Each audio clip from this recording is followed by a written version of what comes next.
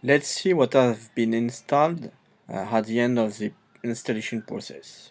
First of all, if we go to the desktop, we find IDS application folder, and within it 4 standalone applications and 3 folders, one per frequency mapping, dedicated to the IDS synthesis, a pure data application dedicated to a given mapping, with always the same structure.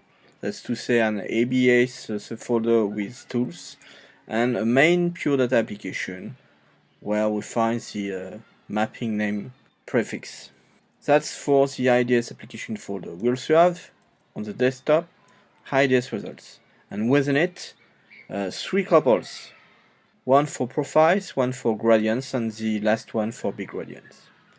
Within a couple, we've got the CSV prefixed subfolder, and within it, we've got for the moment 3 empty folders, one per frequency mapping, and within this 3 subfolder, all the results will be saved as text file. Within the figures prefix subfolder, we've got also 3 subfolder, one per frequency mapping, and within this subfolder, the PDF files related to the chosen plot will be created. That's for the IDS results content. Now we've got also the IDS synthesis data. And within it we find 3 subfolders, one per frequency mapping, empty for the moment, but we'll see that using the IDS synthesis preparator we will create some subfolder and files and data within it, which may permit to perform the real-time synthesis. We also have, in a sense, some hidden data installed within the home folder with the house. And we've got global prefs for distributed IDS applications file and IDS data distribution folder. First, let's see what's there in the file. In the file, we first find all the information about what have been installed. We've got, for instance, the information that 3 mappings have been installed and the list of the frequency mapping. We see that 4 standalone applications have been installed and the list of these applications. And we have also chosen to install 4 sampling rates and the list of the sampling rates. There are other information within this file for the IDS data folder path, which is useful for the inner default preference files, for instance. We've got the location of the IDS results parent folder and of the IDS application parent folder also.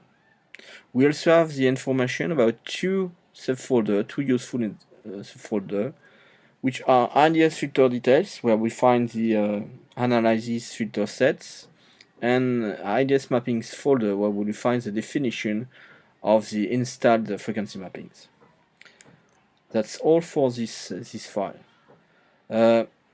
Normally you will not change anything on it, but if you don't want to perform again the whole installation process and you want to change the location of the IDS results path, you've got to change this line defining the IDS results main path. You can also change the location of the IDS applications main folder, and then you will change also this line. But it would be better if you don't change anything on the other lines. We've also have the IDS data distribution folder. You must not change anything within it, because all the information localized here are necessary for the perfect running of our standalone application. First of all, we've got the IDS filters details subfolder, and within it we find 12 subfolders, one per analysis filter sets. For instance, here we've got the H prefix, the name audio corresponding to the audio frequency mapping. We've got the sampling frequency divided by 100, and the length in samples of each impulse response of the filter sets. So we have 4 sampling rates and 3 frequency mappings, so we've got 12 filter sets. And within each of these filter sets folder, we find the relative filter wave files, whose name is composed by the left and the right limits of the subband. You also have IDS mapping folder, and within it, we've got 4 files because we've got 4 sampling rates installed. And if we have a look on the first one, we see that we've got a first line with sampling frequency and the value of the current sampling frequency. Then we've got the explanation about how the data are arranged within the file for each mapping. So we've got mapping name, audio for the audio frequency mapping, mapping K, A for the audio mapping, and 30 subband. And we've got the definition of all the left and right limits from 0 to the Nyquist frequency. Within the IDS data distribution folder, we've got also 7 preference files where the default settings are defined. But we have 7 files while we have only 4 standalone applications. Why? Because we have split the information, the default information, for gradients, profiles, or big gradients cases, in fact.